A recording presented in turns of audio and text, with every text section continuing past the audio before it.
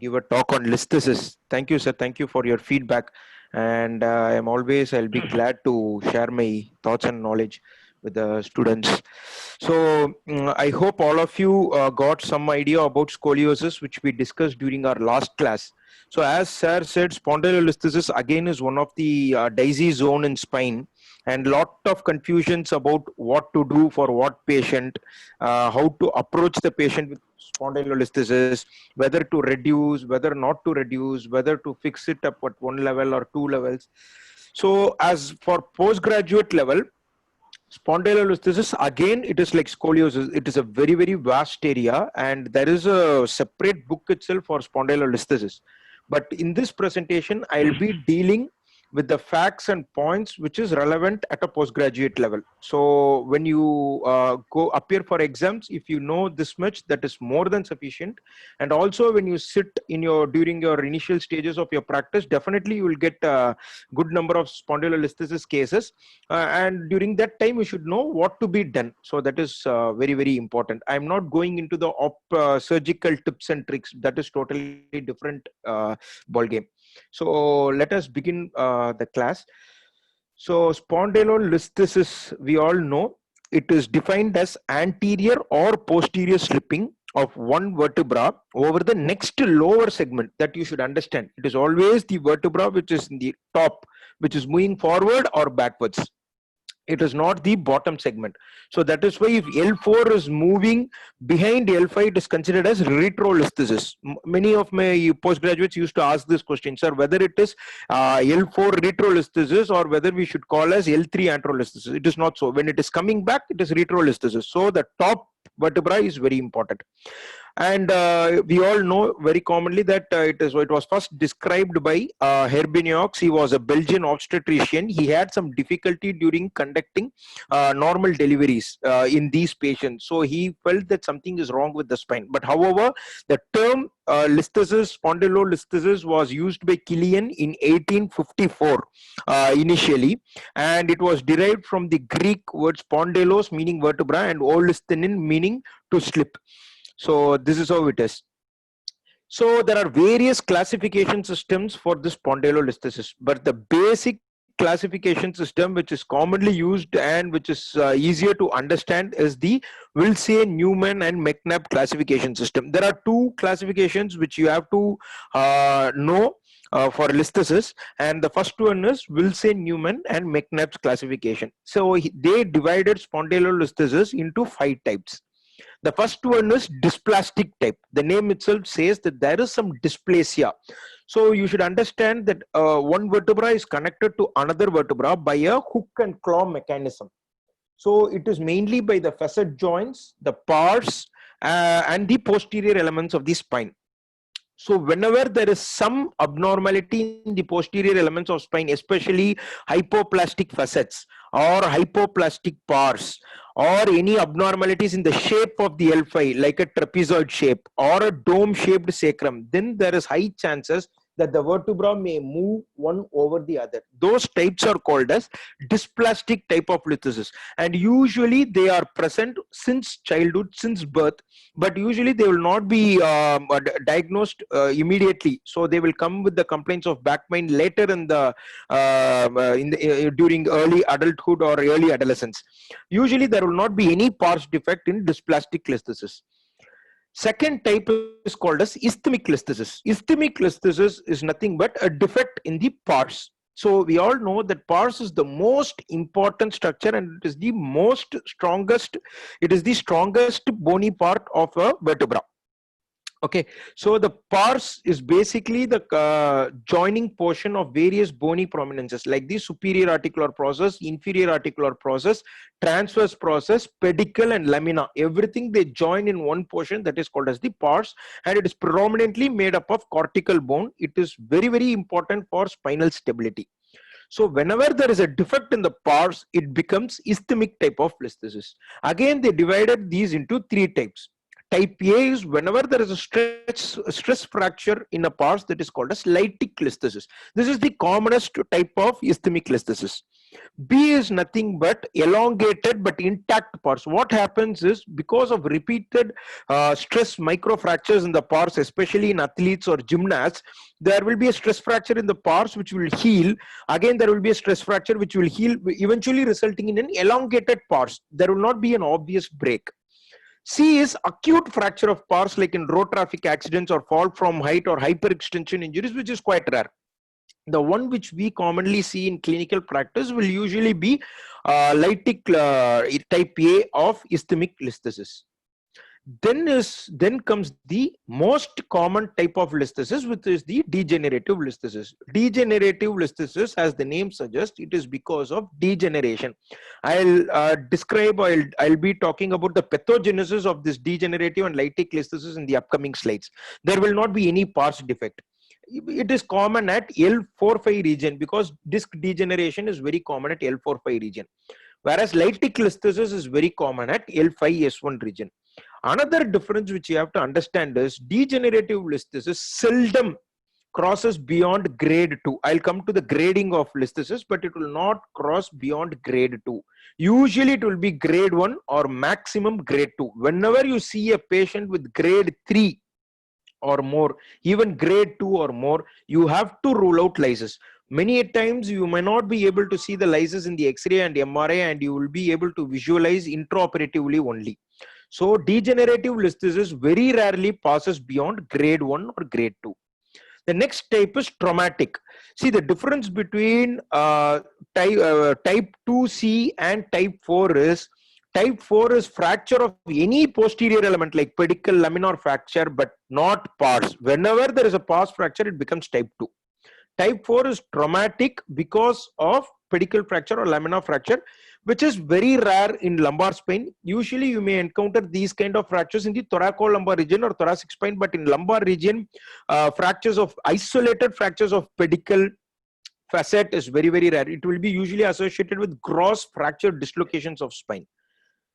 The last type, according to Wilson, Newman, McNabb's classification, is pathological type, which may be because of some abnormalities of bone like osteopetrosis, osteogenesis imperfecta. Again, this type is quite rare, which is which is not very commonly seen in our clinical practice. So type 5 is pathological. Again, a few authors have included iatrogenic listhesis after decompressive surgeries into type 5. It becomes a pathological one because you are removing the bony stability. Then Marchetti and Bartolozzi, they came up with a new classification. They told, see, we have to take the etiology as well as the pathomechanism which is happening in the listhesis. So they basically divided listhesis into two types. Whether it is developmental, whether it happens during the development of a child through the period of adolescence and into adult, or whether it is acquired during some point of time in their life. So developmental, they classified again into high dysplastic and low dysplastic. Both the types can be associated with lysis or without lysis, that is with elongation only. Okay, so why it is important is, whenever there is dysplasia, there will be excess amount of force which is passing through the facet joints and through the pars, which may eventually lead into stress fractures of the pars. So high dysplastic is whenever there is severe abnormality of the shape of L5 or S1. As I said, it will be a dome shaped S1. Low dysplastic means there will be hypoplastic facets without gross abnormality in the L4 vertebral body or S1 vertebral body. And acquired, you have traumatic, whether it could be acute fracture or it could be stress fracture, or it could be post surgery, whether it is a direct surgery, you are knocking off the facet and pars, or it could be indirect surgery, by doing laminectomy, you are destabilizing the posterior elements. Pathological, as I said, it could be some local pathology because of infection, osteogenesis imperfecta or so, and degenerative. So according to them, they classified into developmental and acquired.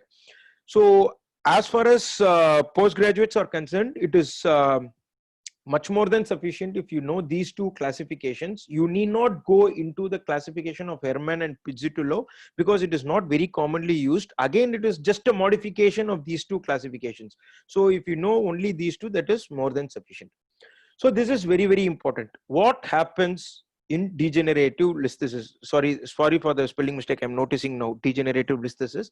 So what happens is, because of advancing age, what happens, there is usually the human disc contains outer annulus fibrosus and inner nucleus pulposus. The nucleus pulposus is predominantly made up of proteoglycans and glycosaminoglycans. It has two major components, chondroitin sulfate and keratan sulfate. Chondroitin sulfate, C for C, you can have the mnemonic C for C. Chondroitin sulfate is predominantly present in children. So that is why the gel will be of jelly consistency. As age advances, the chondroitin sulfate gradually decreases. This results in disc dehydration. So this added to the biomechanical stresses in the disc and other factors, what happens causes disc dehydration, which reduces the disc height. Whenever the disc dehydrates, the disc height reduces and it develops radial fissures and you may land up in disc prolapse. That is one mechanism. So eventually, as a result of reduced disc height, what happens is usually 80% of the weight is transmitted through the disc and 20% will be transmitted through the posterior column of the spine. So whenever the disc height reduces and its shock absorbing quality is reduced, the load will be 80% of the load will be transferred to the facets and posterior structures and 20% will be transmitted through the disc. This eventually results in facetal instability, just like your OA knee. Again, facet joint is a synovial joint. So what happens? There will be facet instability. There will be increased amount of facetal fluid accumulation, synovial fluid accumulation, which you can see in the MRI in the initial stages very clearly as the eyebrow sign. So there will be excess amount of fluid, synovial fluid, which will cause capsular laxity. Once the capsule becomes lax, what happens is the facet joint again becomes unstable, which forms a vicious cycle. As a result of this, again, since the weight is passing to the posterior elements, the ligamentum flavum starts hypertrophying and buckles. All these things will contribute to stenosis with listhesis. So whenever there is abnormal facetal movement, it causes movement in the vertebra that is called as degenerative listhesis. So I will be talking about the pathogenesis of lytic and dysplastic when I discuss with the radiology, because it is better if I discuss with sacropelvic parameters. So what happens? What are the clinical features in degenerative? Just like any other degenerative condition of the spine, the patient will commonly complain of back pain. See, whenever a patient complains of back pain, from history, you have to place the patient in the box. So the classical symptom of listhesis or instability back pain is the patient will classically complain of back pain whenever the patient is turning on the bed, or whenever the patient is trying to get up, or whenever the patient is trying to bend down and the patient is trying to straighten up. There will be acute muscle spasm which is stabilizing the movement of the vertebra. So that is called as that is called as instability catch. So that is classical of listhesis patients. Sometimes the patient may complain of neurogenic claudication in degenerative because there will be stenosis component usually accompanying degenerative listhesis. And it may be accompanied with radicular symptoms if there is a particular nerve root which is involved. And in the X-ray and MRI, you will find the degenerative changes, which I will discuss subsequently. However, see, whenever we are dealing with listhesis, first of all, you have to place degenerative in a totally different box, lytic and dysplastic in a totally different box, because the treatment, the pathogenesis, everything is totally different. Dealing with the degenerative listhesis is absolutely a different ball game, and dealing with the lytic or dysplastic listhesis is absolutely a different ball game. When you, if you ask the spine surgeons, they will say that degenerative listhesis will be treated just like any other degenerative disc disease. Whereas lytic and dysplastic listhesis, which eventually leads to high-grade listhesis, will be treated like spinal deformities. It will not be treated like a degenerative listhesis. So they are totally different. Okay. So the clinical feature is the commonest symptom is the child will complain with back pain. Lytic and dysplastic listhesis usually occurs in early adolescence or in children. They will come with complaints of back pain. Occasionally, they may come with complaint of leg pain. Again, any patient who comes with back pain less than 16 years of age, never ever hesitate to take MRI at the first go itself, because they are considered as red flags. So back pain less than 16 years or greater than 60 years, back pain with fever, with acute loss of weight or loss of appetite are all considered as red flags, and you should take MRI immediately. Don't just prescribe painkillers for them, because most of the times there may be a huge listhetic component which we are missing. Usually it will be aggravated by sports or other activities. Majority of the slipping occurs between 9 to 15 years whenever there is a growth spurt, and usually if the children passes 20 years there will not be any slipping. Literature is very clear that very negligible amount of patients will have progressive slipping after 20 years of age. That is why if you see an adult with back pain who will be having lysis, but they will not be having great listhesis, because they would have not involved in sporting activities during their childhood, and they would have escaped this slipping. The most classical feature of a lytic listhesis, which is about grade 3 or more, is altered gait because of tight hamstrings. So I'll talk about the mechanism during the pathomechanics. It is a complicated one. Usually the child will be having a flexed hip and a flexed knee and a crouching gait, and the trunk will be shortened with a protuberant abdomen, because the sacrum, because of listhesis, the sacrum becomes vertical. So once the sacrum becomes vertical, the entire biomechanics changes, and there will be significant hyperextension of the thoracolumbar spine. Again, it is because of a compensatory mechanism. When L5 is slipping over S1, our body, because in order to prevent the forward stooping, in order to prevent the forward falling off, it will extend the lumbar spine completely. So there will be exaggerated lumbar lordosis, which is classical in these patients.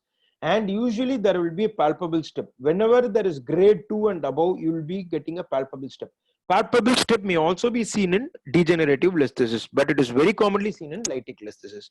And the buttocks will be heart-shaped due to vertical sacrum, and there may be scoliosis associated with lytic listhesis. The another classical sign which I said is flexed hip and flexed knee posture with a vertical sacrum is called as the Phelan-Dixon sign. So these are the clinical features. The child will have a Phelan-Dixon sign. The child will not be able to stand erect. There will be exaggerated lumbar lordosis, and because of this exaggerated lumbar lordosis, there will be protuberant abdomen. There will be flexed hip, flexed knee gait, and if you examine, there will be severe hamstring tightness. Okay, coming to the X-ray features. So this is an example of a patient with lytic listhesis. As you can see very clearly, there is a lysis in the AP view and in the lateral view. So usually we do not see the AP view, we will be seeing only the lateral view. But if you usually see very clearly, very keenly in the AP view, you will be able to see a break below the pedicle. I think you are able to visualize in this AP view where I have marked in red circles. So that break, if you compare with the vertebra above, you can see very clearly that marks lysis of the pars. Similarly, in the lateral view, the break in the pars, that is lysis, will be seen immediately below the pedicle. In the exam, they may give you a normal X-ray and they may ask you if there is lytic listhesis, where you will be able to see the break. You must be able to mark the portion which is just below the pedicle. The portion very much below the pedicle is the inferior articular process. You should not mark that. That is not the pars. If you see the vertebra above, I am not able to use my mic. Maybe I'll okay, annotate. Okay, text mouse. 1 second. Okay. Not able to use it. Okay, if you see the vertebra above, the L4 vertebra above, you will be able to see a sclerotic portion just at the end of the pedicle. That portion is the pars. So you will be having a break in that portion. Okay, so that is called as the break in the pars in the lateral view. And this is the classical sign which you will be asked in the X-ray. It is called as the inverted Napoleon hat sign. This is usually seen in grade 4 or grade 5 listhesis. That is very high grade listhesis or spondyloptosis. You will be able to see this. It is nothing but one vertebra is completely in front of the other vertebra. So what you are seeing is just like a CT scan. You are seeing the axial view of the slipped vertebra. That is why it is looking like an inverted hat sign. Whenever you are coming across with any dysplastic or lytic listhesis, you should look for the transverse processes. Usually the transverse processes will be hypoplastic. there will be spina bifida occulta. You can see the spina bifida in this patient. There will be spina bifida occulta. And there will be, the pedicles will be sclerotic and the pedicles will be again hypoplastic. All these things are very important for surgery. So depending upon the transverse process or depending upon the pedicle size, your levels may change and your level of instrumentation also may vary. So that is very, very important. All these things you should see. Again, if you see here also, you should see the pedicles very carefully, whether the pedicle is good or not. Now, coming to the next common sign, which is the beheaded Scottish Terrier dog sign. See what it is again. If you see the zoomed in picture, which is at the bottom, the X-ray, and you compare with the diagrammatic representation above. In an oblique view, right oblique or left oblique, the transverse process forms the head of the dog. The superior process forms the ear of the dog. The eye is formed by the pedicle, and the pars forms the neck of the dog. Okay, so pars forms the neck of the dog, and the spinous process and lamina forms the body. The leg is formed by the inferior articular process, and the hind leg, that is the opposite leg, if you are able to see, that is formed by the opposite side inferior articular process. So the break in the pars will be seen as a beheaded dog. There will be gap between the head and the body, as if the dog's head has been beheaded totally. That is seen as the break in the pars in the oblique view. This is not in the AP or lateral view. It is in the oblique view. So in exams, if they ask what will you do next for a listhesis patient, examiners will definitely expect you to say that I will ask for a AP view, lateral view, and an oblique view. Though we are not using oblique view regularly in our clinical practice, you are supposed to tell that in your exam. And most important thing is you should get a lateral view in standing position, not in lying down position. You should ask for AP lateral in standing position, because again that will show you the pelvic parameters, which I am going to discuss further. It is very, very important. It may mask the entire picture if the patient lies down. So coming to the various gradings and angles. So now comes the confusing part. So this is quite easy. Mehrting grading, we all know. Grade 1 to 5, 1 is 25% or less. Grade 2 is basically you divide the portion, the superior portion of the inferior vertebra. Suppose if it is L5S1, you divide the S1 into 4 equal parts. 4 equal parts and not 5. I am telling you again, it is 4 equal parts. And if it is L4 or L5, you divide the superior portion of L5 into 4 equal parts. Most of the cases, they will be discussing only S1, because lytic listhesis and dysplastic listhesis is very, very common at L5S1. It is very rare at L4-5. Okay, so most of the angles, measurements, everything is based on L5S1. So when it is slipping more than 50 to 75, it is grade 3. More than 75, it is grade 4. However, grade 5 is when there is complete slippage of one vertebra over the other. That is called as spondyloptosis. Okay, so that is complete slippage of one vertebra over the other. So this is how you grade the severity of the slip. This is the percentage of slip. Okay, this is how you calculate. So this is the grading 1, 2, 3, 4, 5. But this is how you calculate. How do you calculate the percentage of slip? Is based on the length of the vertebra above and the amount of slippage compared to the vertebra below into 100. So that gives you the slip amount, percentage of slip. That is called as percentage of slip, which helps you in Mehrting's grading. But most of the times we see the X-ray and we will be able to say whether it is grade 2 or grade 3, but this is the proper way of doing it. So initially people were thinking the translation of one vertebra over other is very, very important. They were not thinking about the falling off of the vertebra. That is the tilt of the vertebra. There are two most important components. I always tell my PGs in listhesis, it is very, very important to understand there are two components. One is the translation, the other one is tilt. Translation is not important at all. It is not at all important. The most important thing is the tilting of one vertebra over the other. Suppose if I am getting a vertebra which is translated like this, I will not be very much bothered, or I will not be very much scared about the intraoperative problems or operative outcome. Whereas whenever I see a translation of this much and tilting of this much, for example, like B is very, very worrisome for the surgeon, and it is very, very difficult to manage than translation alone. So that is very, very important. So modified Newman's grading system, what they did is they divided the superior part into 10 portions and the anterior part of the S1 into 10 portions. And they marked the position of the postero-inferior corner. For example, if you take A, the postero-inferior corner position is 3 as per the scale. Suppose if you take B, the postero-inferior corner is position is 8. If you count the lines, it will be 8.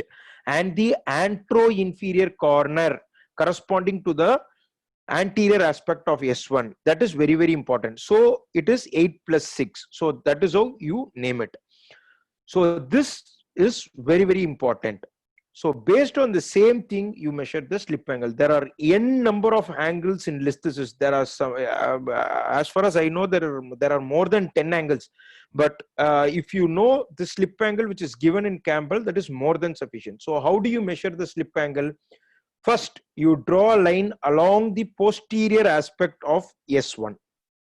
If it is a L5 S1 slip, then you draw a perpendicular line to this first line. The second line will be along the inferior aspect of L5. Okay, so the angle formed between these two lines is called as the slip angle. If you see the diagrammatic representation, the X-ray which I have put, I have marked the same, red line is the same, but the green line is along the superior aspect of L5 because the inferior aspect of L5 is deformed. This is one of my cases where you will not be able to measure, you will not be able to draw a line properly because it is deformed. So you can use the superior portion of L5 to draw the same. Again, as I said, the slip angle will be hardly 10 degrees in this patient. So you need not worry at all. Though the grading is about grade 3, I will not be very much worried. If you see the diagrammatic representation, you can see the tilt. Okay. So that is why slip angle greater than 55 degrees is considered as very, very bad prognosis, or the chances of progression of slip is very, very high. Beyond that, because of shear forces, the slip will continue further, and the vertebra will come in front of the other. So the slip angle of greater than 55 degrees, this is called as Boxwell's slip angle. Greater than 55 degrees is considered is considered as higher rate of progression. The chances is more. So this you have to understand. Again, the slip angle is based on the L5 tilt and not L5 translation. The entire concept has changed in this past 15 years in the management of listhesis. Again, this I have made myself for you guys to understand. So in the first picture, if you see the red color arrow marks translation, that is not of much concern. Even if it is grade 3 or grade 4, it is okay. It is not of much concern. Whereas the second picture, if you see it, the red arrow is translation and the curved arrow shows the tilting. So why again and again, why I'm stressing this point is, in the first image, if you draw the angle between the superior end plate of L5 and superior end plate of S1, it is almost 0 degrees or 5 to 10 degrees. Whereas if you draw the angle between the superior end plate of L5 and superior end plate of S1 to know the lumbar lordosis at that portion, it is kyphotic. So it becomes kyphotic because of tilting. So that is what indirectly slip angle also means. Okay. So basically it has to be a lordotic angle at L5S1 or L4 to S1, because lumbar lordosis is usually measured from L1 to S1. 60% of lumbar lordosis is contributed by L4-5 and L5S1. And this lumbar lordosis is the main key parameter for your spinal balance.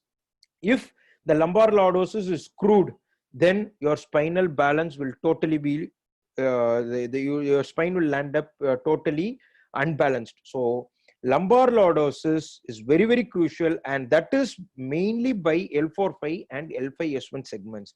Because of this tilting, the lumbar lordosis in this region becomes lumbar kyphosis. That is why initially I told, whenever you come across a high-grade dysplastic or high-grade lytic listhesis, it becomes a spinal deformity. It becomes a kyphotic deformity at the LS junction. Okay, so that is it is very, very important for you to understand this concept. Basically, It has two components, translation and tilting. Tilting is very, very important because tilting causes lumbosacral junctional kyphosis, and that can result in spinopelvic imbalance. See, many textbooks, I am not sure whether the latest edition of Campbell have discussed about the sacropelvic parameters, but now the entire treatment modality, the entire classification system of listhesis is based upon the sacropelvic parameters. You have to know about what is sacropelvic parameters and what it is and how it is influencing your spine. So there are three things which you have to know. One is pelvic incidence, the second is sacral slope, and third is pelvic tilt. Pelvic incidence is a constant value, though there might be some change in the pelvic incidence through the adolescent age group. After adolescence, after 18 years of age, usually it is a constant for any individual. So for X individual, it is this amount. For Y individual, it is 60 degree. For Z is 80 degree. Means throughout their life, it is constant. So it is actually measured in a standing lateral radiograph where you will be able to visualize the LS spine and the femoral heads.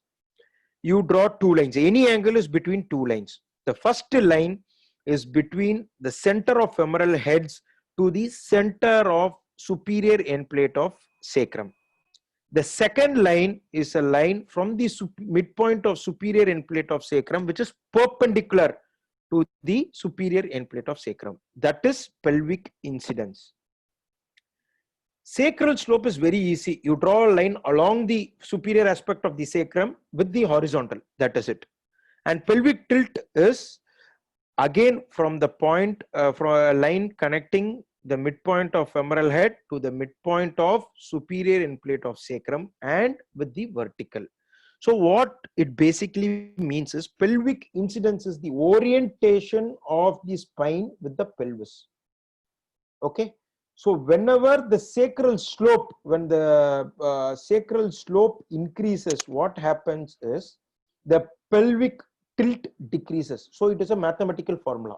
Sacral slope plus pelvic tilt is pelvic incidence. So in order for the pelvic incidence to remain a constant, if the sacral slope increases, the pelvis has to tilt backwards for it to maintain it as a constant value. So sacral slope and pelvic tilt will change accordingly, whereas pelvic incidence is a fixed parameter. This is very, very, very vital in treating listhesis. So whenever you come across any lytic listhesis, it is mandatory for you to know all these sacral parameters, which includes thoracic kyphosis, lumbar lordosis, sacral slope, pelvic tilt, pelvic incidence, and the sagittal vertical axis. Suppose you may operate a girl without looking at the sagittal vertical axis. You will do some TLIF or PLIF or whatever it is, you fix it, fuse it. After the surgery, the patient will be standing completely off-centered, like falling off to the ground. It is a disaster. So unless you measure all these parameters and calculate the angles, you're not supposed to deal by normal surgeries for these patients. Because again, as I said, it is spinal deformity. You have to treat them like spinal deformity. Okay. Okay, let's go one by one. As I said, the pelvic incidence is by, first you draw a line. The red lines is nothing but perpendicular to the midpoint of superior end plate of sacrum. And the blue lines on the right side is from the midpoint. Suppose if you have a view where you are able to visualize two femoral heads, you take the midpoint of both the femoral heads, join with a line, and you take the midpoint of that line. So this is pelvic incidence. And the red color, the 68 degree which I have marked in this patient, is lumbar lordosis. Usually lumbar lordosis is measured from L1 to the superior end plate of S1, not to inferior end plate of S5. It is to the superior end plate of S1. That is how you measure lumbar lordosis. Sacral slope is the yellow color line, 45 degrees. As I said, draw a line along the superior end plate of the sacrum with the horizontal. And pelvic tilt, you can see on the right side picture, which is 15.5 degrees. So the formula, pelvic incidence should be SS plus PT. So that is how it goes. And the next formula which you have to by heart is the pelvic incidence usually should be within plus or minus 10 degree of lumbar lordosis. So suppose you are undertaking a patient with a pelvic incidence of 60 degrees. The lumbar lordosis is just 30 degrees. Your aim of the surgery should be to bring your lumbar lordosis to 60 degrees. If you place the patient in 30 or 35 degrees again after surgery, you can be rest assured that the implant will fail or it will go on for non-union. So that is very, very important. I'll come to the mechanics why. So this is one of the papers which I published during my fellowship in Global Spine Journal in Indian population, because all the literature we were taking out from the Western literature, the sacropelvic parameters, we found that in our population, these were the values. The average lumbar lordosis was 48 degrees, pelvic incidence was 55 degrees, sacral slope was 35 degrees, and pelvic tilt was 18 degrees. So usually pelvic tilt will be between 15 to 20 degrees. If the pelvic tilt is 30 degree, means the pelvis is retroverted. The pelvis is getting retroverted. That is called as retroverted pelvis. And we also found that the sacral slope is directly proportional to pelvic incidence. Suppose if you are getting a patient with pelvic incidence of 50 degree, and if the sacral slope is 30 degree, if you are getting a patient with 80 degree of pelvic incidence, the sacral slope in that patient will be 50 degrees. So the sacral slope is the main thing which corresponds to the pelvic incidence, and it is directly proportional to lumbar lordosis. Whenever there is an increase in the lumbar lordosis, there will be an increase in the sacral slope. That is how it will act. And the sacral slope is inversely proportional to PT. That we know. If sacral slope increases, the pelvic tilt has to decrease. So that is the formula. So I am talking just about the basic things. Now coming to the slightly confusing part. So whenever you are getting a listhesis patient, studies have shown very clearly that most of them will have pelvic incidence of greater than 60 degrees. Okay. So what is the pathomechanics which happens in listhesis? Why certain listhesis they progress faster? Why certain lytic listhesis they do not progress faster? If you take the image on my right hand side, pelvic incidence less than 45 degree. So these kind of patients, whenever the pelvic incidence is less, as I said, the sacral slope will be less. Sacral slope less na enna arthana, the sacrum will be the sacral slope will be 20 degree or 25 degrees. So whenever the weight bearing axis passes through the spine, it causes something called as nutcracker phenomenon. Adavadhu, the posterior elements of L5 will be impinged between L4 and S1. Okay, so the lysis will be the patient may land up in or stress fracture develop aidichna, the patient immediately will land up in obvious lysis. Okay, whereas patients with more pelvic incidence, the sacral slope will be very, very high. So when the sacral slope is very, very high, what happens? There is a shear mechanism which is happening, which is by common sense. Sacral slope adhigamaga L5 update tilt tight up. So it is a shear force. The weight bearing axis becomes a shear force, and it will result in high grade progression. That is why if you see, suppose tomorrow if you are seeing in your clinics, if you see a patient with lytic listhesis without any progression, you measure the pelvic incidence and sacral slope and see it will be less. Whereas if you see a patient with grade 3 or grade 4 listhesis, you measure the pelvic incidence and sacral slope will be more. Okay, so that is one thing. So now what happens as pathomechanics? So whenever a patient gets listhesis, as I said, our body is a phenomenal structure. It will try to balance itself to the maximum limits. So whenever there is a break in the pars and the vertebra is moving one over the other, the body will try to make us stand erect. So it compensates by increasing the lumbar lordosis, because as I said, the lumbosacral junction is going on for kyphosis. So other correct pannuna, the area you can see in the diagram, the area above the lumbosacral kyphosis, it has to go in for lordosis. So once there is lordosis, so normally lumbar lordosis maximum reported in literature is 80 degrees. 80 degrees variko, the spine can undergo compensatory mechanism. So lumbar lordosis, the patient will have exaggerated lumbar lordosis. So that is why I told even in the beginning in the clinical feature, the patient will have exaggerated lumbar lordosis or hyperextension of the spine. So pathina patient nalla lumbar lordosis agum. So lumbar lordosis increase achina, as per the correlation, sacral slope has to increase. Sacral slope increase aite pogum. sacral slope increase ஆகுதுன்னா நார்மலா இப்படி இருக்கிற sacral slope increase ஆயிட்டே போகும் அப்படியே it will keep on increasing. That is why after some point of time the sacral slope and the lumbar lordosis will say I cannot compensate much more than this. Now it is up to the pelvis. So initially if you go back to the history, it will be very fascinating. People were thinking pelvis as a different entity and spine as a different entity. So pelvis and spine is totally different. People were thinking. But biomechanics, there were many books and many authors, they read about biomechanics and eventually they found that pelvis and spine form a single element. That is why if you see pelvic fractures or sacroiliac joint fractures, now the entire concepts are changing. They are bringing the sacral fractures as a part of pelvic fracture and spine fractures. So what happens is after lumbar lordosis and sacral slope has attained their maximum limit, they'll say I cannot help it. Now it is the pelvis which has to take over. So the pelvis 15-degree pelvic tilt increase ஆயிட்டே போகும். So it means the pelvis retroverts. So whenever in the balanced pelvis now you are encountering a patient with normal pelvic tilt, it is a balanced pelvis. Okay, so when the patient's pelvic tilt increases as compensatory mechanisms goes on, it becomes unbalanced pelvis.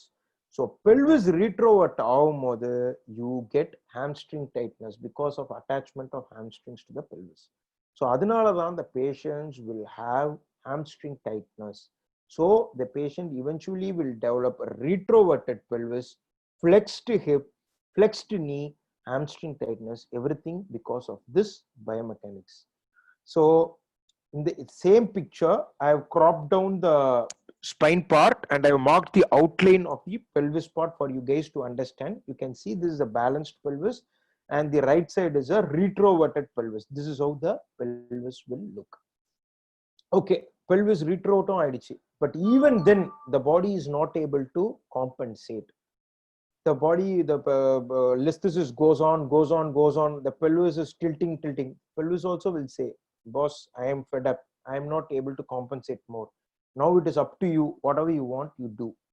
At that position you develop unbalanced spine. So unbalanced pelvis can be two types: a unbalanced pelvis with a balanced spine, or an unbalanced pelvis with an unbalanced spine. I know it's quite complex and quite difficult to understand, but it is quite simple. Lytic listhesis, when listhesis progresses, lumbar lordosis exaggerates. Because of lumbar lordosis, sacral slope exaggerates. After one point of time, pelvis will try to compensate, resulting in unbalanced pelvis or retroverted pelvis. It can be with a balanced spine. இதோட நின்னுக்கலாம். Okay, the listhesis இதோட progress ஆகாம it can stop, or it can go to the final stages of unbalanced spine, wherein the patient will have all the classical features of retroverted pelvis, hamstring tightness, flexed hip, flexed knee. With this stooped posture, the patient will not be able to stand straight, the patient will be falling forward. So this is the last stage of dysplastic or listhesis or high grade listhesis. So this is the SDSG classification, with spinal deformity study group classification. I'm not sure whether it is given in the latest edition of Campbell, but I think it is mandatory for all of you to know at least what it is. So low grade and high grade are பிரிச்சிருக்காங்க. Low grade is nothing but Meyerding's grade of 0, 1, 2. High grade is nothing but Meyerding's grade of 3, 4, 5. So low grade, again, as I told, pelvic incidence less than 45, 45 to 60, pelvic incidence greater than 60 degrees.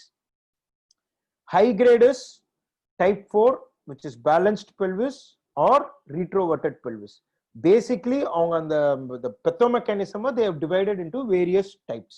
Retroverted pelvis can be of balanced spine or it could be of unbalanced spine. You can ask why high grade has not been divided into balanced and retroverted pelvis. Usually low grade. Usually low grade pelvis will, low grade listhesis will stop by itself with basic compensatory mechanism of exaggerated lumbar lordosis. அவ்வளவுதான், அதுக்கு மேல போகாது. Usually it will be balanced pelvis and balanced spine. No confusion. High grade listhesis will go on for balanced pelvis or retrorotated pelvis and unbalanced spine. Okay, coming to MRI. Now again the commonest question, why you have to do MRI in a degenerative listhesis? We all know that any bony things we see in X-ray or CT scan.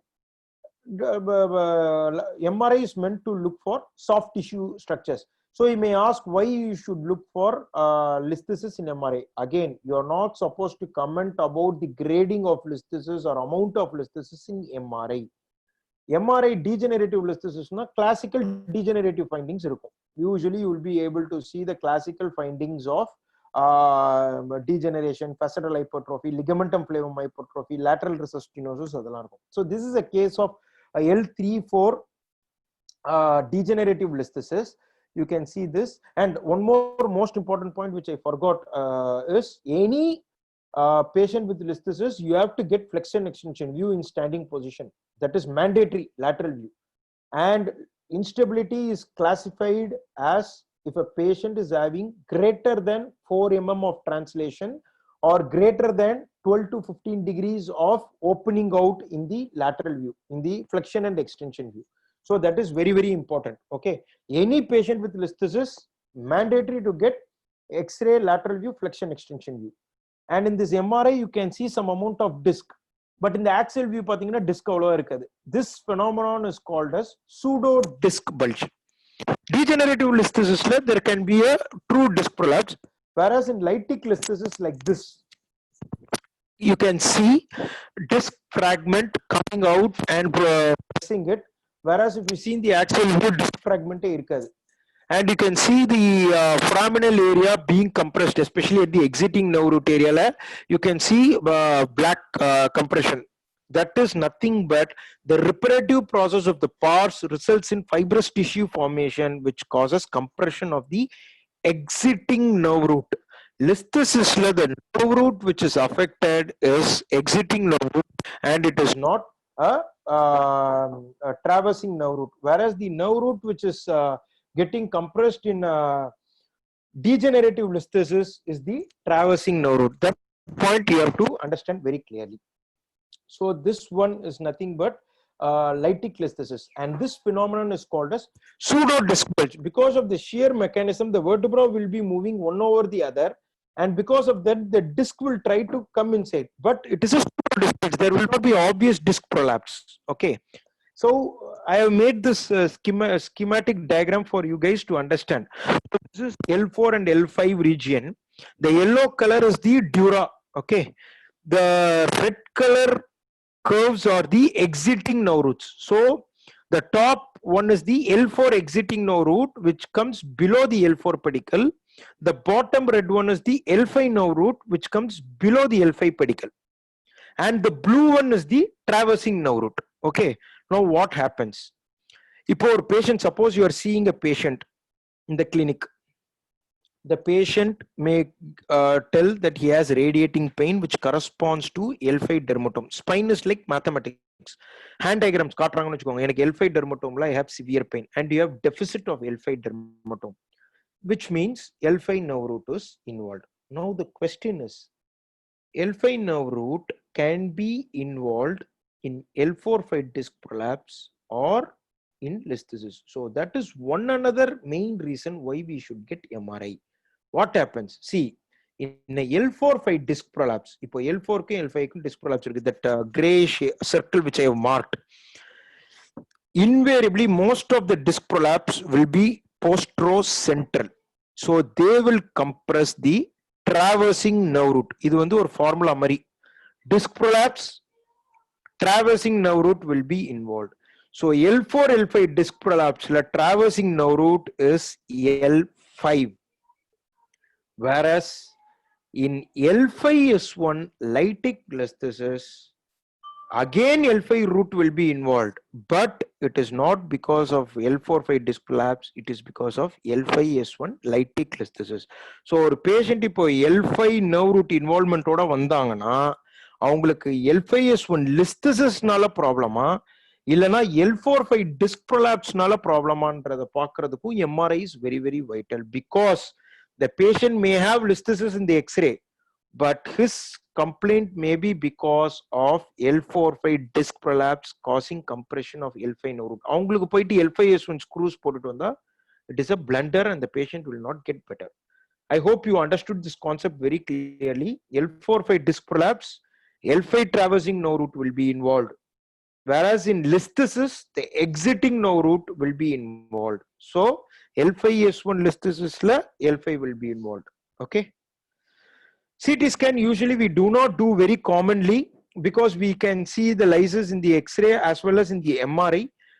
This is for exam purposes. You should be able to make out the break in the pars. As I said, it is just below the pedicle area. In the sagittal view, if you see the normal vertebra above, you can see the sclerosed part of the bone just below the pedicle. That is the pars. As I said, it is predominantly cortical bone and it is the most strongest portion of the vertebra.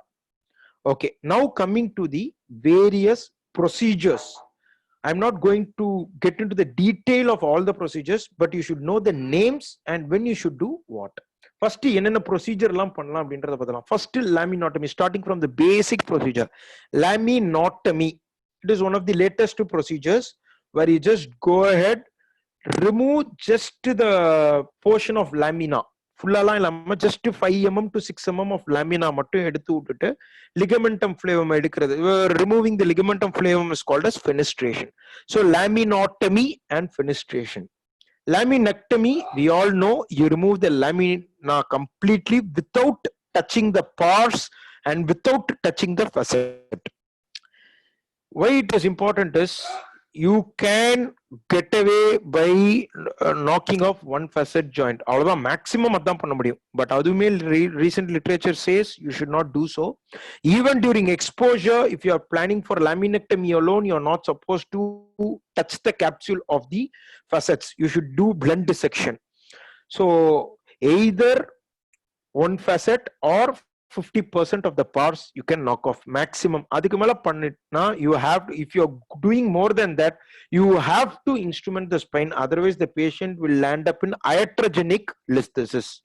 So the indication for stabilization when you are doing laminectomy is either you can knock off one facet joint or 50% of pars on both sides.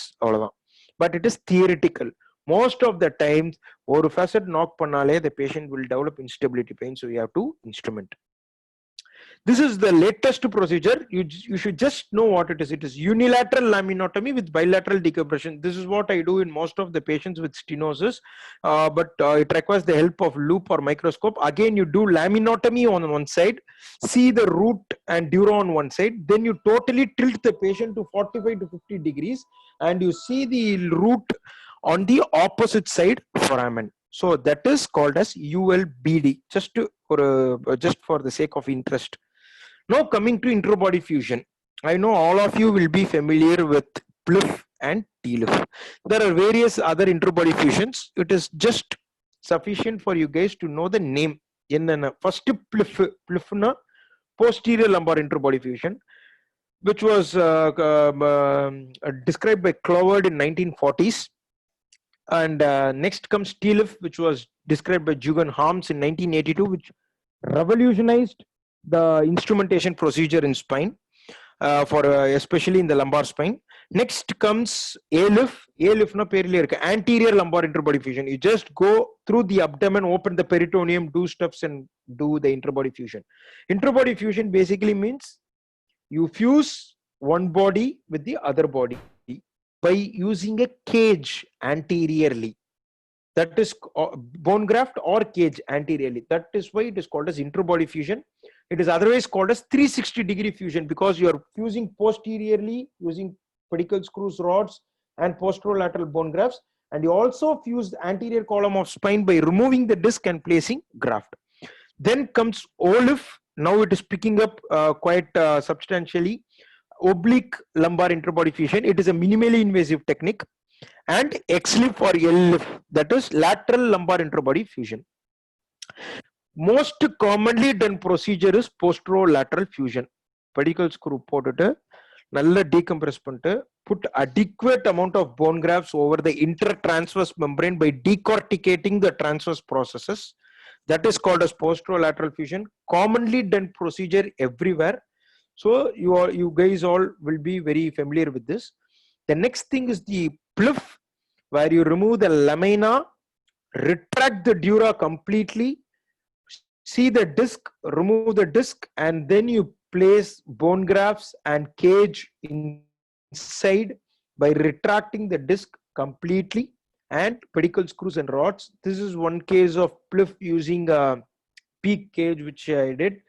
So this is called a PLIF. PLIF வந்து ரொம்ப ரொம்ப rare தான் nowadays people are doing. TLIF is this. See, ideal TLIF is this is ideal TLIF, but most of the surgeons who are doing TLIF, they do not follow this. They remove the entire posterior structure, lamina எல்லாத்தையும் எடுத்துருவாங்க. But the original procedure which was described by Harms and which is being followed in many centers is this. You just remove the facet joint, ஒரு சைடுல இருக்க articular process மட்டும் remove பண்ணிட்டு, you go, you see the traversing nerve root, retract the traversing nerve root and identify the disc space, put in graft and put in cage. That is called as TLIF. That is why it is called as transforaminal. You may ask, what is the advantage? Number one, you are not touching the midline processes at all. Number two, you will not encounter anything in the midline. You will not retract the dura. It may cause compression of the neural elements.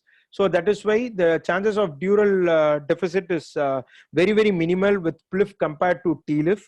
And the blood loss and other things are very less. So this is the main advantage of TLIF.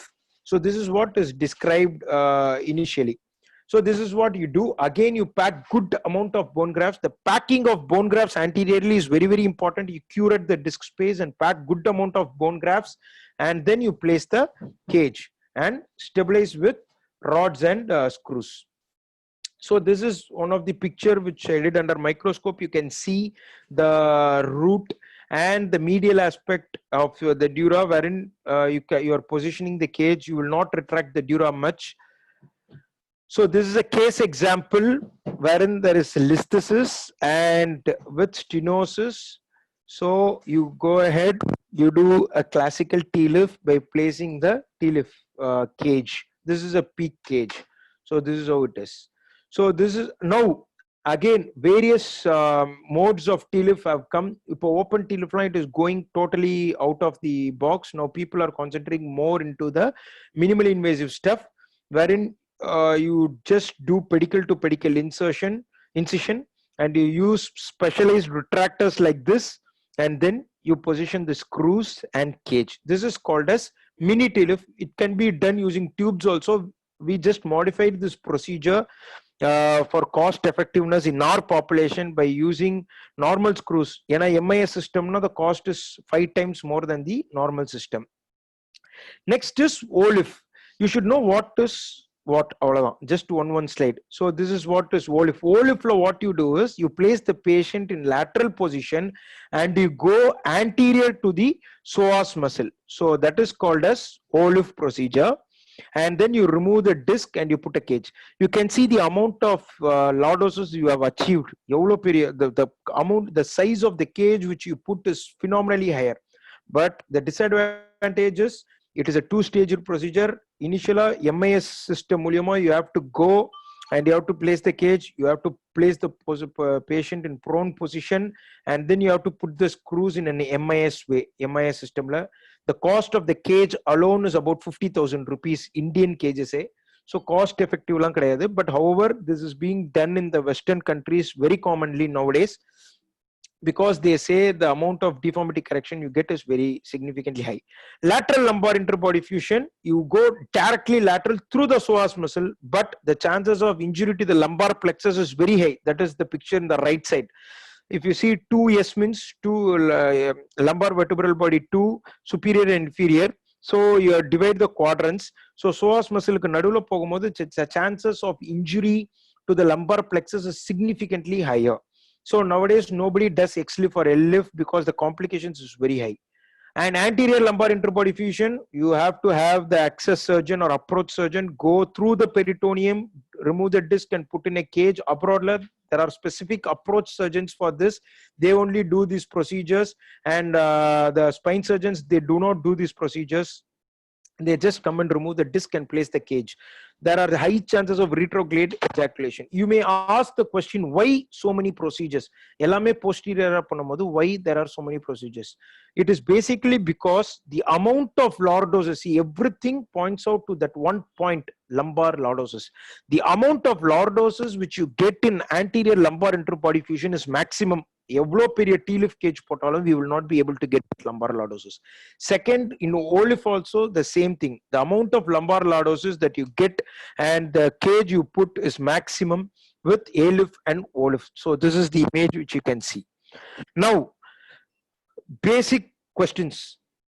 Whether you have to do decompression alone or fusion for degenerative spondylolisthesis. The moment we see a degenerative spondylolisthesis, grade 1 listhesis nale, the teaching is you have to go and fuse it. Now it is not so. So if the patient is having predominantly leg pain, and if there is stenosis, and if the instability in flexion extension view is not significant, then you can get away with decompression alone.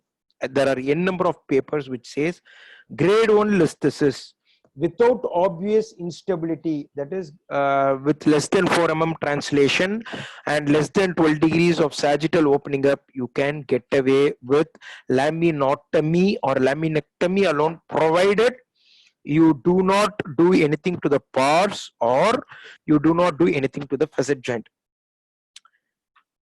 Again, the most commonest question which is being asked in the exams is posterolateral fusion better, PLIF better? Because most of the surgeons, they do PLF because of various reasons. One is good amount of time saving. PLF na easy time saving, and compared to interbody fusions, time is more, blood loss is more. Then you have to retract the dura, remove the disc, put in a cage. The complications are more. As expected, complications are definitely more with PLF, like dural tears or root injury. However, PLF, it is short duration, but fusion is definitely less with posterolateral fusion. Obviously, because you're not taking care of the anterior part.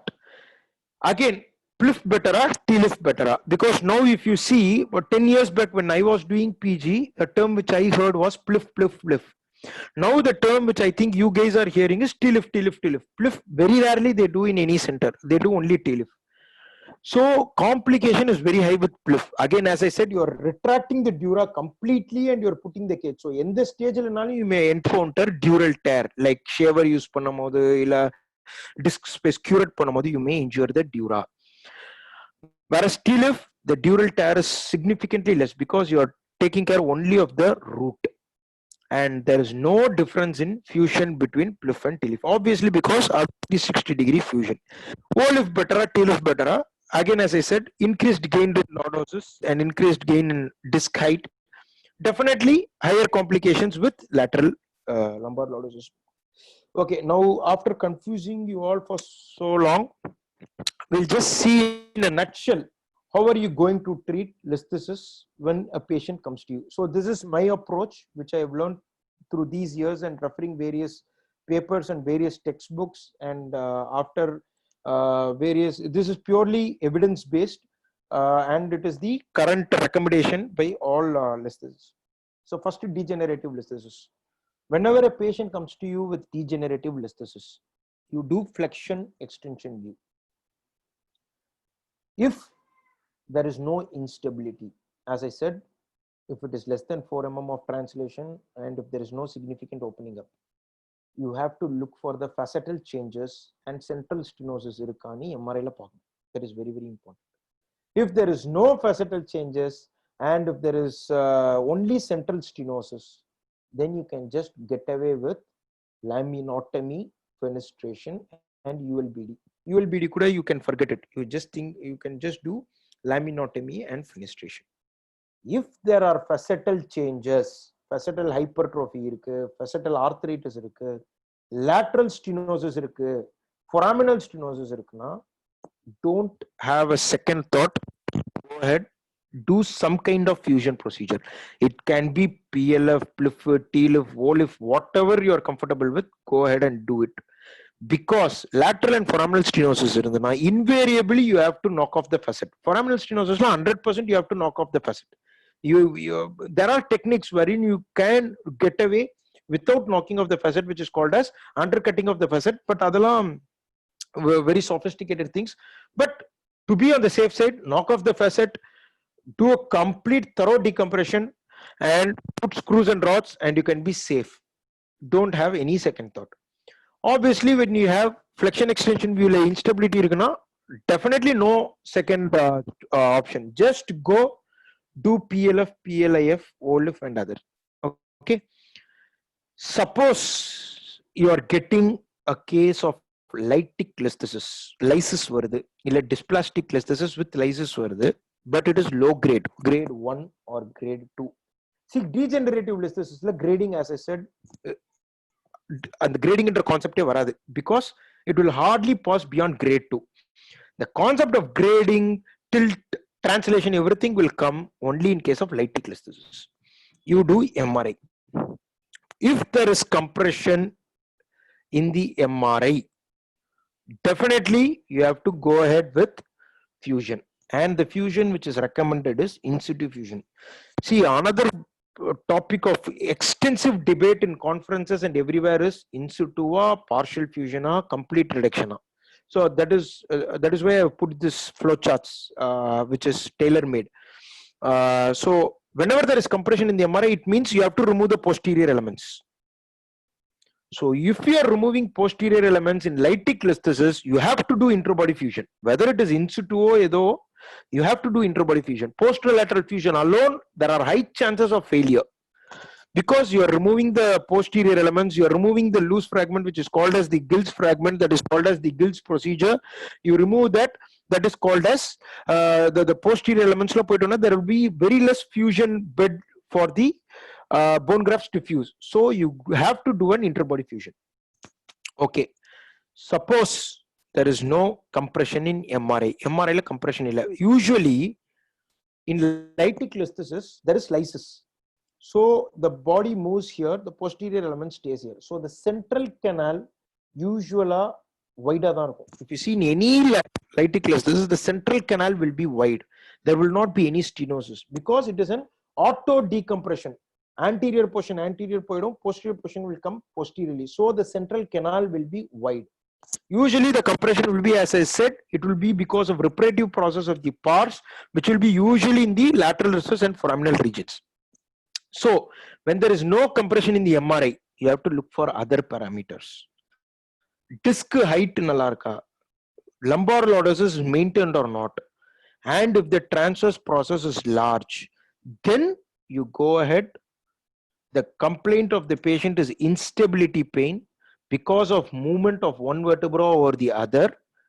So the disc is good, lumbar lordosis is maintained. So go do posterolateral fusion, put in screws, rods, in situ. A grade 2 arunda kuda you can just get away with in situ. Put screws, rods, prepare the transverse processes, put adequate amount of bone grafts, come out. If the disc height is reduced, or lumbar lordosis is reduced, or the transverse process are hypoplastic, as I said, because the transverse process bed sariyillana posterolateral fusion nadakadu, the screws will break, the implant will fail. Those cases you go ahead with in situ fusion by interbody techniques. Now comes the confusing part of high grade lysthesis. For exam point of view, romba confuse panikona. High grade lysthesis, you just say, sir, I'll go ahead with partial reduction and fusion. You just give that answer, you will clear the exam. Nobody will get into the details. This is, I just want you guys to know from a orthopedic surgeon, who practicing surgeon point of view. Exam wise, if they ask what is the treatment of choice for high grade lysthesis, sir, I will do partial reduction and fix a fusion, sir, with interbody fusion. That should be your answer. As I said, with high grade lysthesis, with balanced pelvis and balanced spine, partial reduction is enough. Again, the same concept. Disc height maintained, lumbar lordosis maintained, large TP, partial reduction or in situ fusion. எவ்வளோ reduce பண்ண முடியுதோ reduce பண்ணணும். Screw போட்டு எவ்வளோ reduce பண்ண முடியுதோ பண்ணிட்டு வெளில வந்துடணும். இல்ல postural abnormality இருக்கு, the child has come to you with postural abnormality with hamstring tightnessனாலே retroroted pelvis இருக்குன்னு பார்க்கணும். If it is there, or if you see that there is decompression needed because the child is having leg pain, so there is compression in the nerve, you have to do decompression, or disc height is reduced, lumbar lordosis is reduced now, then you have to do partial reduction and interbody fusion. Unbalanced pelvis and unbalanced spine, reduction is mandatory. Unbalanced pelvis with unbalanced spine is very, very rare. You won't encounter such case, maybe hardly one case or two cases in a year. Even in the best, even in the biggest institutes where they do spine on a routine basis, then reduction is mandatory. Balanced spine, na partial reduction. In most of my cases, I do partial reduction only. Very rarely I will attempt for complete reduction in high grade listhesis. Low grade listhesis, usually you can get away with full reduction. For exam purpose, treatment of high grade listhesis, grade 3 or grade 4, sir, partial reduction and interbody fusion, sir. I will look for attaining good lumbar lordosis. And this, why this debate between partial reduction and high full reduction? Full reduction panna, there are high chances of neurological deficit. The child may undergo foot drop, permanent bilateral foot drop. That is why you have to be very careful in dealing with these patients. So be a safe surgeon. Partial reduction is more than sufficient. ஓரளவுக்கு balance கொண்டு வந்துடணும். Pelvic tilt, lumbar லோடசிஸ் ஓரளவுக்கு கொண்டு வந்து அந்த sacral கைஃபோசிஸை to some extent we should try to correct. Again, this slide is very important. Correcting the tilt is very, very important. It is totally different from correcting the translation. So I am not going into the tips of reduction. These are few slides. Just you can use a reduction screw. You would have seen your professors using this reduction screws, wherein you put the reduction screw, then you use the jig and pull the fragment up. So these are the various techniques. This is given in Campbell. So you have to know in very, very high grade listhesis, director, you just make an entry through the S1 into the L5. And you can put in a fibula, but I have not done this personally. What I have done is I have put in a screw, and that technique is called as delta fixation, wherein you put in a screw from S1 into L5 directly. And we are coming out with a paper with that delta fixation technique for high grade listhesis. That is a good technique, and you put in good amount of bone grafts. And usually in grade 3 and above, I usually go to L4. L5 oda I will not stop. Gaines procedure, you remove the L5 completely by an anterior approach, then you come back, fuse L4 to S1. It is the procedure which has good results only with Professor Gaines, and nobody else in this world have been able to reproduce this. It is only of theoretical interest. Very, very highly morbid procedure, very rarely done. But the examiner may ask you, because it's a commonly asked question, what is Gaines procedure? You must be able to say that it is a two-stage procedure where you remove the L5 vertebra completely, vertebrectomy of L5, and fusing L4 to S1. So this ends my talk. I think there will be a lot of confusions. Again, as I said, you just go back again and read the same in your textbook. Campbell again is more than sufficient. Most of the things I have taken from Campbell only. I'm not sure whether the SDSG classification and sacral parameters have been given in the latest edition of Campbell. But unless you understand that, you will not be able to understand the pathomechanics of lytic listhesis. That is why I had to discuss about that. I'm sorry if I have confused you very much. So, okay, so sir, that is what it is. Now we can have some discussion. No, Sudhir, there is no confusion and all. நீங்க வந்து நிறைய confuse பண்ணி, maybe it is of little higher standard, அவ்வளவுதான் நான் சொல்லுவேன். There's no confusion. No, there's a little bit of gray area, as you already mentioned. Yes, sir. The little gray areas. I know PGs may get confused as you think. It is not like confusion. It is only about the little bit of higher standard that you've just raised the standard a little bit higher. That's all. And thank you so much for being so exhaustive. I think நீங்க tired ஆயிட்டீங்கன்னு நினைக்கிறேன். It became, even if you do ரெண்டு list surgery பண்ணா கூட I don't think you'll get tired. One talk of 1 hour, I think will just right. Just wanted to make concepts clear. அதனால தான் கொஞ்சம் டயக்ராம்ஸ்லாம் நானே போட்டு கொஞ்சம் bar diagrams போட்டு I wanted them to understand clearly rather than yeah. இல்ல actually I think that is more important for the postgraduates. வந்து initially வந்து they used to ask lot of things from the books, but now people start asking only about the concepts, that what you say. So if they know the concepts correct, I think they'll be giving a pass. வேற எதுவும் வேண்டாம், பெரிய higher standardலாம் வேண்டாம். Listhesis என்ன, லைட்டிக்னா என்ன, degenerativeனா என்ன, is to make only these things is dysplastic. So whatever the concepts, I think that is was more important.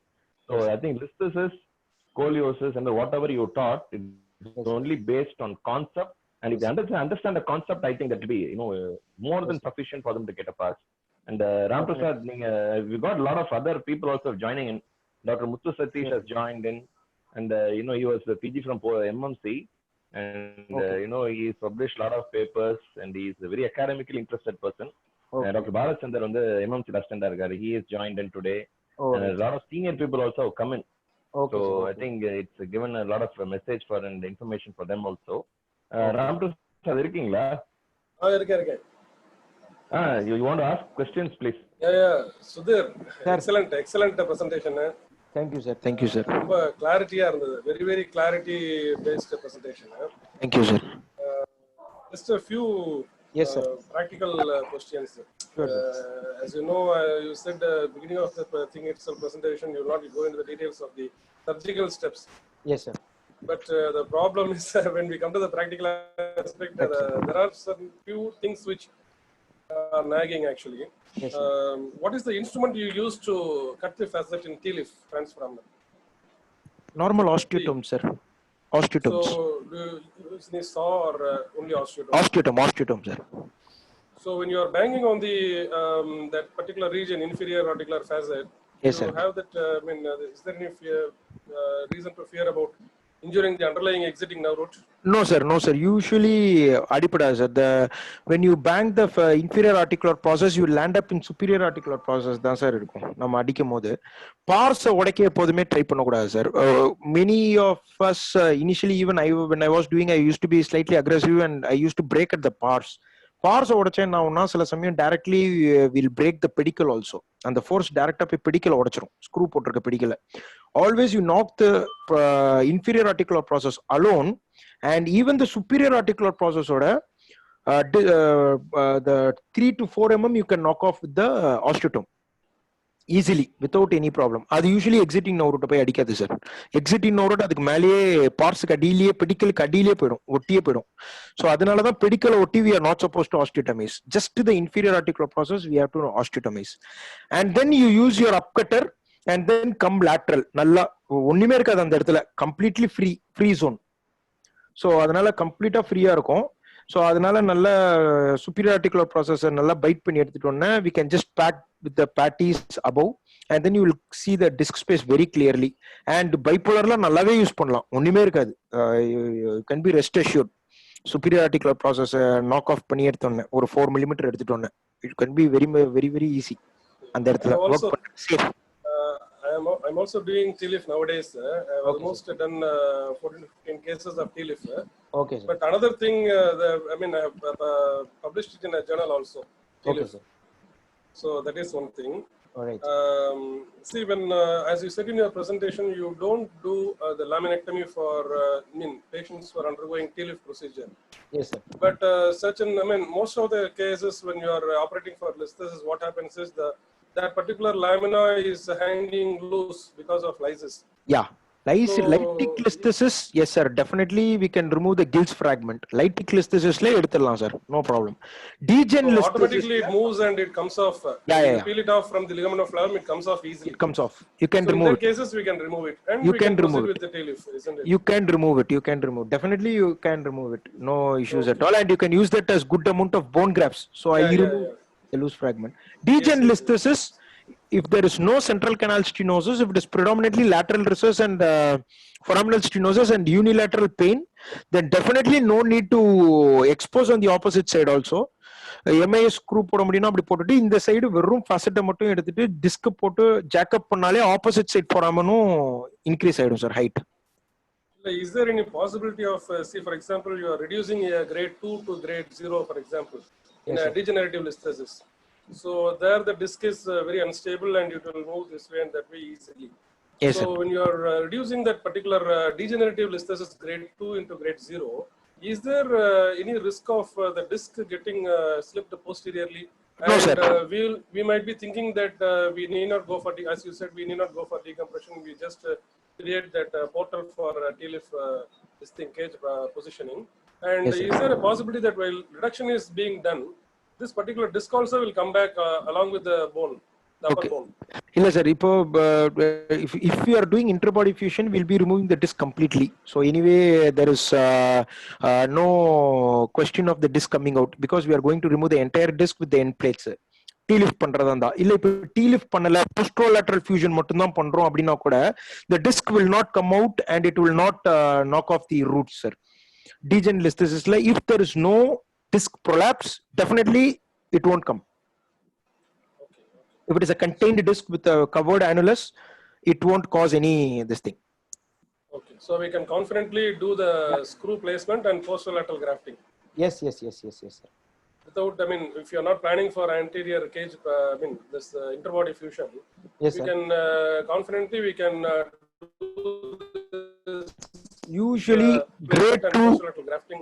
definitely sir, grade 2 listhesis to grade 0, 99.5% of the times it will not cause deficit to the root. Only grade 3 and above we have to be careful. But is there any harm of removing this lamina in these degenerative patients? பண்ணனும்னா complete laminectomy தான் sir பண்ணனும். ஆமா அதனால எதுவும் harm இருக்கா?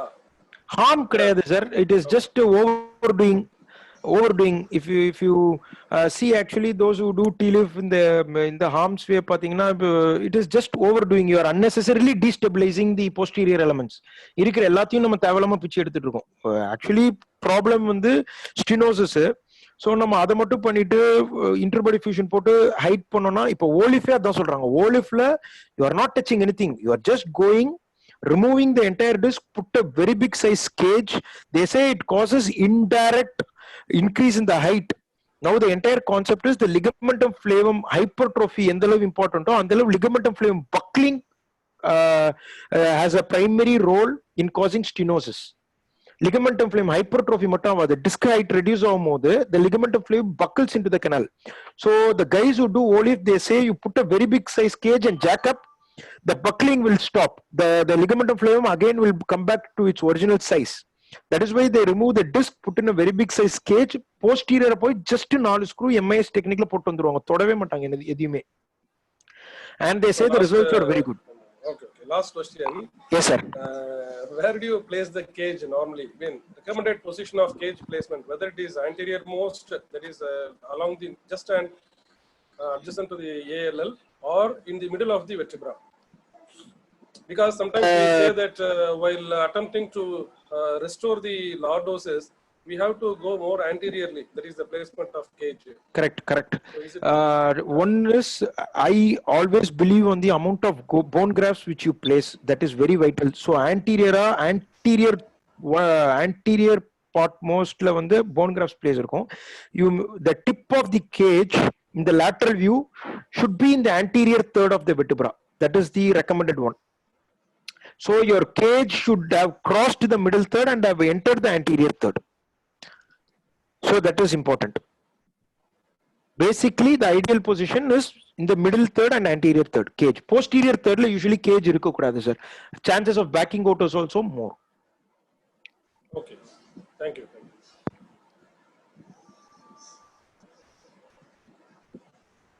But I think postgraduates, Varapidis, anybody, Muthu Satish, Bala, you have any doubts, please go ahead.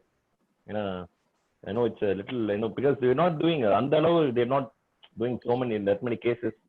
So maybe, that this will give them I think they have to go and see after this. Yes, sir. They have to then understand. only then they'll be able to understand, yeah. Concept. Sir. And the listhesis generally will not come for exam. Generally will not come for exam. Correct. But if they don't have any other case, then they can give a listhesis. Yes, sir. Yes, so sir. particular it can come as an essay, it can any part of it can T-list, P-list, anything can come as a short note. Some are O-list, I think these are all recent things which sir. They get confused. O-list, P-list, P-list and O-list and all these things. These are recent things which they might. What is this XLIF? Sudhir, what is this XLIF? What is this XLIF? Sir, XLIF, or it is otherwise called as LLIF, lateral lumbar interbody fusion. You place the patient lateral, and then you just go direct lateral to the disc space, அதாவது through the substance of the psoas. So psoas muscle பிரிச்சுக்கிட்டு நடுவுல போறது sir. But அதுல வந்து phenomenally high incidence of lumbar plexopathies and proximal muscle weakness. So that is very. Why is it called as X in that? Extreme lateral or lateral lumbar interbody fusion or direct lateral, DLIF. It is called as XLIF or DLIF. All these will come under lateral interbody fusions. DLIF, XLIF, adala. OLIF வந்து it is a minimally invasive procedure. It comes with retractor system. மொத்தமே இவ்வளவுதான் இருக்கும். I have done about till now about or 8 to 9 cases of OLIF. It comes with a small retractor system. You just இவ்வளவுதான் இருக்கும். And directly போயிட்டு எல்லாமே tube systems தான். Using guide wire and tubes, you just go directly and place it over the disc, but it will be anterior to the psoas. So அதனால injury to the lumbar plexopathy is less. One more thing is XLIF, extreme lateral body interbody fusion, neuromonitoring is mandatory. Without neuromonitoring, you are not supposed to do. ஏன்னா கண்டிப்பா lumbar plexus injury chances are very high. OLIF it is not required. One more question. While you are doing this procedures, before doing the procedure, is it mandatory to look for this anomalous nerve roots? Because sometimes we think that one nerve root we have seen, and sometimes what will happen is an exiting nerve root which has to cross the L5 pedicle, L4 pedicle will join the L5 exiting nerve root, and there will be empty below the L4 pedicle and 2 nerves below the L5 pedicle.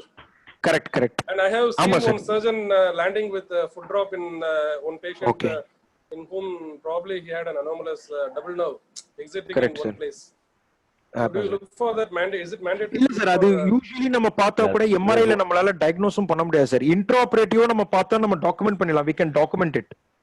Furcal nerve root. I have come across like 4 or 5 cases of furcal nerve root. அது கிளாசிக்கலா நமக்கு ரெண்டு nerve root தெரியும். அந்த foraminotomy பண்ணும்போது ரெண்டு nerve root தெரியும். In those cases we can document in the OT notes. But MRI la diagnosing furcal nerve root is very difficult. Even the radiologist will not be able to catch it. I see. ஆமா sir.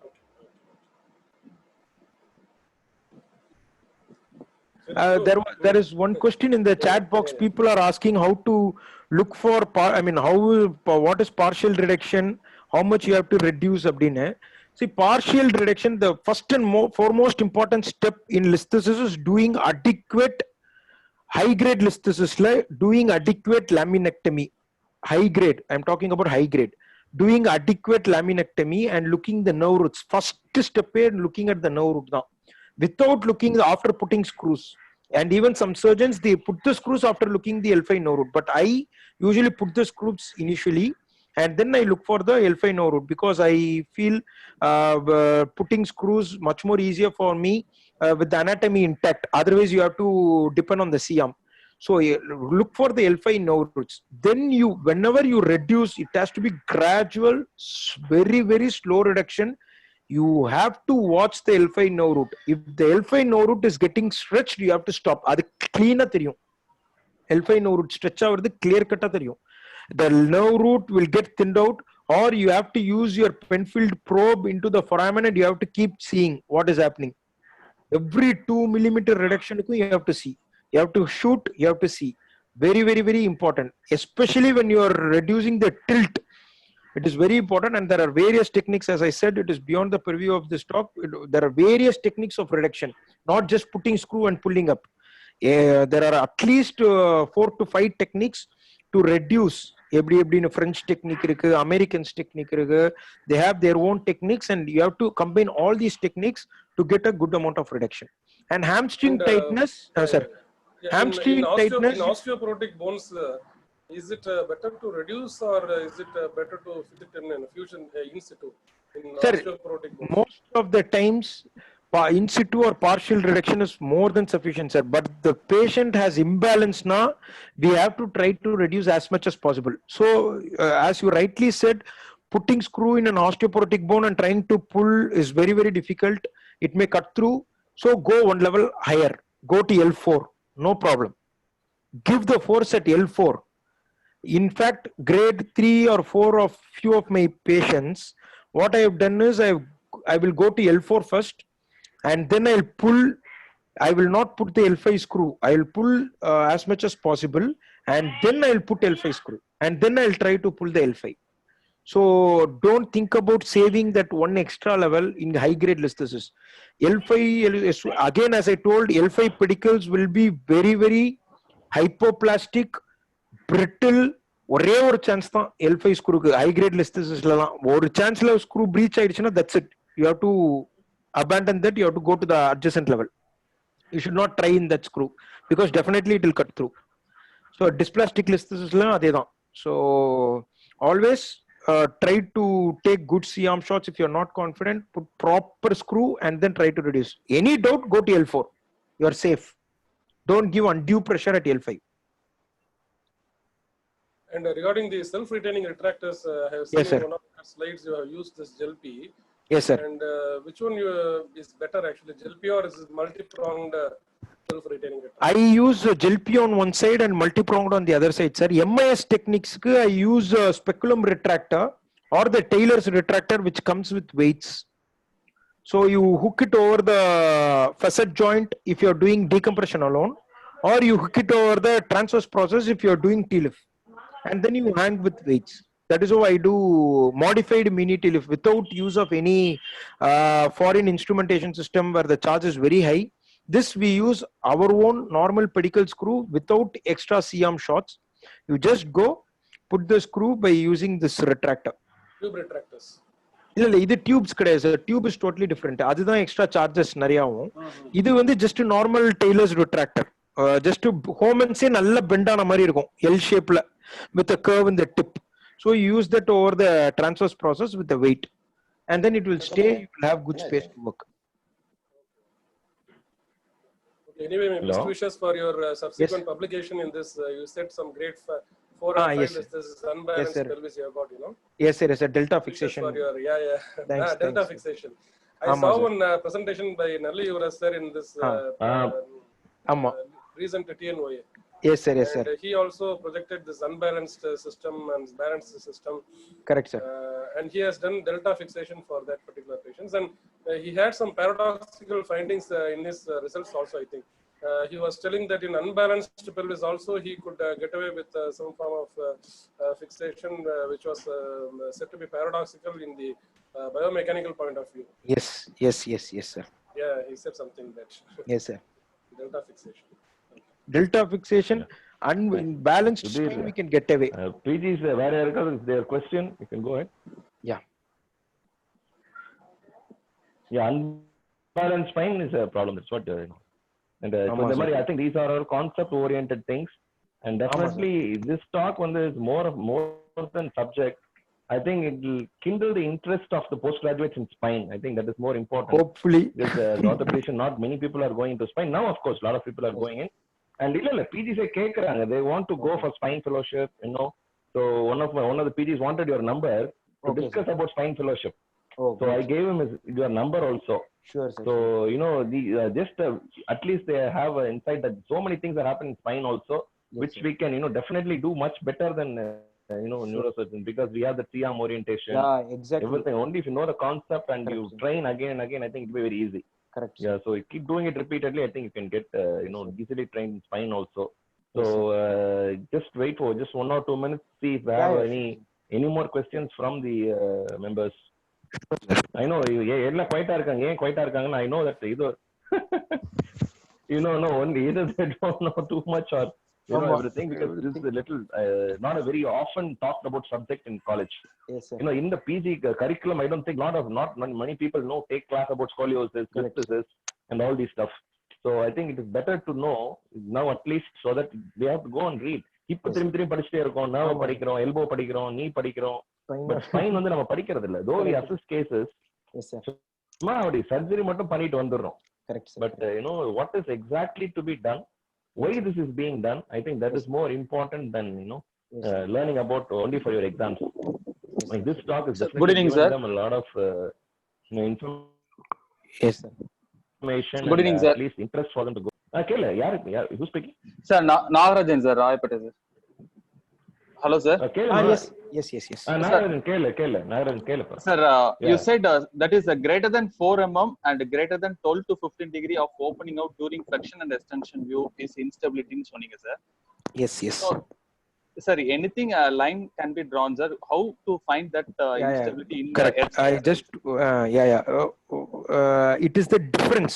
Okay, you mark the I showed you the picture less slip degree ki or posterior border of L5 ko posterior border of S1 ko you have to mark 2 lines and that distance. Suppose if it is 3 mm in flexion view and if it is coming to 7 mm in extension view, it means instability. It means the moving. இப்படி இருக்கிறது இப்படி move ஆகுது, திரும்ப இப்படி வருது, திரும்ப இப்படி move ஆகுது, அந்த டிஸ்டன்ஸ் தான். போஸ்டீரியர் பார்டர் தான் எப்போதுமே லிஸ்திசிஸ்ல பார்க்கணும், ஆன்டீரியர் பார்டர் பார்க்க கூடாது. S1 ஓட ஆன்டீரியர் பார்டருக்கும் L5 ஆன்டீரியர் பார்டருக்கும் பார்க்க கூடாது. It is always with the posterior border of L5 and posterior border of S1. Similarly, posterior border of L4 and posterior border of இது. The difference should be 4 mm. Flexion வியூக்கும் extension வியூக்கும் difference 4 mm இருக்கணும். அதே மாதிரி the angle along the superior end plate of S1 and the inferior end plate of L5. Suppose if it is 10 degree flexionல, extensionல if it goes beyond 25-30 degree, it means it is sagittal instability. Okay, so these two are the criteria. So actually in the books it is given as 4 to 4.5 mm of translation and 12 to 15 degrees of sagittal rotation. Okay, so it is the difference in the flexion and extension. Okay, sir. Sir, and how the angle is formed, sir? For example, if there is an Sudhir, I have one you said more question. There will be a Sir, hello. No, let him finish up. Yeah, yes. Yes, sir. You said that inferior end plate and superior end plate, there is a parallel line will be there, sir. If how it will be having an angle, sir? If there is No, that is the concept of list. I mean, that is the concept of tilt. If there is translation alone, it will be parallel line. That is what I showed in my X-ray also. I mentioned no. Here it is looking parallel, whereas in the diagram there is an angle formed. That is the concept of tilt. When the vertebra undergoes tilting, you will get the formation of angle that results in lumbosacral kyphosis that forms the deformity. Translation மட்டும் ஆயிட்டே போச்சுன்னா angle form ஆகாது, lumbar lordosisலாம் change ஆகாது, deformity பெருசா வராது. So அதனால தான் translation நம்மளுக்கு பெருசா கவலை கிடையாது. கிரேட் 3 நீங்க கிரேட் 2ல ஃபிக்ஸ் பண்ணாலும் பெரிய ப்ராப்ளம் கிடையாது. It doesn't matter. இப்போ ஸ்பைன் பேலன்ஸும் சரி பெல்விக் பேலன்ஸும் சரி it will not be affected. Varus tilt இருந்துச்சுன்னா you have to make sure எவ்வளவு முடியுதோ அவ்வளோ அந்த டில்ட்டை ரெடியூஸ் பண்ணும். Again correcting translation will not cause foot drop very often. Correcting tilt will cause neurological deficit. Okay, thank you, sir. Yeah. Sir, yes, sir. Yeah, see, one more question, Sudhir. You Yes, were sir. telling about your flowchart, mentioned about all these, surgeries. Is Yes, there sir. no role for conservative management? Because you mentioned, never mentioned. இல்ல I sir, know, இது வந்து இல்ல don't take a point that you have not. இல்ல sir So is there no conservative management? No, at all? sir, absolutely no. It is definitely conservative management as a role, spine extension exercises and the thing. But only when the conservative treatment fails, you have to go ahead with surgery, sir. Definitely conservative treatment as a role. But in the steroids, epidural steroids, அதெல்லாம் பெருசா role இருக்காது. But you can have pars block. You can give and try in lytic listhesis. You can give pars block, which will help few patients to postpone their surgery. But whenever the patient has instability pain, usually if they don't strengthen their extensors, they will land up in surgery eventually. But unfortunately நம்ம practiceல physiotherapy நம்ம அவ்வளவு importance கொடுக்கிறது இல்ல. Proper extension exercises பண்ணோம்னா definitely they can postpone the surgery, sir. Definitely conservative treatment has a role. This flowcharts are basically only after failure of conservative treatment, not immediately. Yeah, thanks. Because I think they would have carried the message that there is no role for conservative management at all. Definitely It was not mentioned. That's all. I know that. Just wanted you to tell them that Sure, sir. So initially they have to try conservative Correct, management also. Only then they have to go and look at Definitely, the sir. medical management. Yeah. Definitely. So yes, I think somebody else wanted to ask a question. I think. Okay, somebody wants to come in line. வரதாஜன் உனக்கு ஒன்றும் question இல்லையா? இல்ல sir. Okay, ஏன்னா நீ தான் எப்பவுமே கொஞ்சம் கஷ்டமான கேள்வியே கேட்ப. படிக்கணும் சார். படிச்சதுக்கு அப்புறம் கேள்வி. Yeah, I think if there are no more questions, I think we will just wind up the session. Okay, Sudhir, thank you so much, Sudhir. I know because really what I feel is subject. I think they have to